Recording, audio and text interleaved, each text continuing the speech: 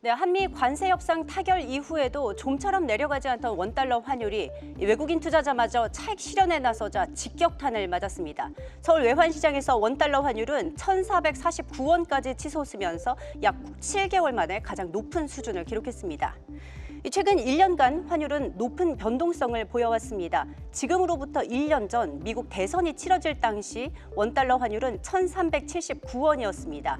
이후 계엄 사태와 관세 협상 불확실성 등으로 인해서 1,487원까지 올랐다가 조기 대선이 치러지고 협상 기대감이 커지면서 1,350원대 수준까지 내려왔습니다.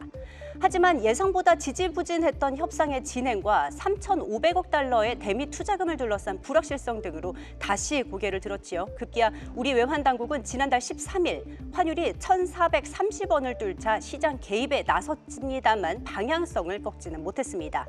현재 환율의 급등 배경 살펴보겠습니다. 자, 먼저 달러가 강세로 전환한 것입니다. 금리 인하 기조를 이어갈 것으로 기대됐던 미국 FOMC 내에서 추가 금리 인하를 둘러싼 이견이 표출되고 있고 또 오늘처럼 기술주 등 위험 자산에 대한 불안감이 확대되는 시기에는 대표적인 안전자산인 달러 선호가 강해지게 됩니다. 달러 인덱스는 지난 8월 이후 처음으로 100포인트를 다시 넘어섰고 앞으로 기조적인 달러 강세로 전환할 가능성도 제기되고 있습니다. 자, 다음으로 엔화 약세 동조화 현상입니다. 이 다카이치 사나이 신임 일본 총리가 금리 인상을 미루고 재정 확장에 나설 것이란 기대감에 엔화가 약세입니다. 다만 가타야마 시스키 일본 재무상이 지난달 말과 그리고 어제까지 두 차례 구두 개입에 나서면서 엔달러 환율의 상승은 다소 주춤합니다. 자, 해외 투자 환전 수요가 급증한 것도 고환율의 원인입니다. 이번 조정 전까지 코스피 4,200포인트로 끌어올린 주역은 단연 외국인인데요. 9월과 10월에 외국인이 국내 주식을 11조 9천억 원어치 순매수하는 동안 국내 투자자들의 미국 주식 순매수 규모는 91억 8천만 달러, 한화로 약 13조 원에 달했습니다. 이 서학개미의 해외 주식 투자 확대는 순대외자산 규모가 늘어나는 것이어서 유사시 외환시장 안전판 역할이 기대된다고는 하지만 지금으로서는 환율을 끌어올리는 역할을 했습니다. 자, 이런 상황에서 외국인 투자자들의 자금이 일시에 빠져나가기까지 하니 환율의 상승 압력이 될 수밖에 없습니다.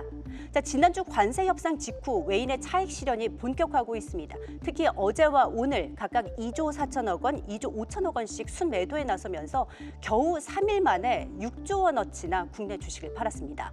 또 마지막으로 관세 협상이 잘 마무리됐다고는 하지만은 200억 달러씩 10년간 대미 투자 펀드로의 자금 유출이 예정된 것도 불안 심리를 자극하고 있다는 지적이 나옵니다. 자, 이 같은 요인들이 당장 사라지기는 쉽지 않아 보입니다. 따라서 환율이 단기간에 방향성을 꺾어서 안정될 가능성은 크지 않다고 전문가들은 보고 있습니다. 일각에서는 원달러 환율이 지금처럼 가파르게 오른다면 외환 당국이 또 한 번 구두 개입에 나설 가능성을 점치기도 합니다.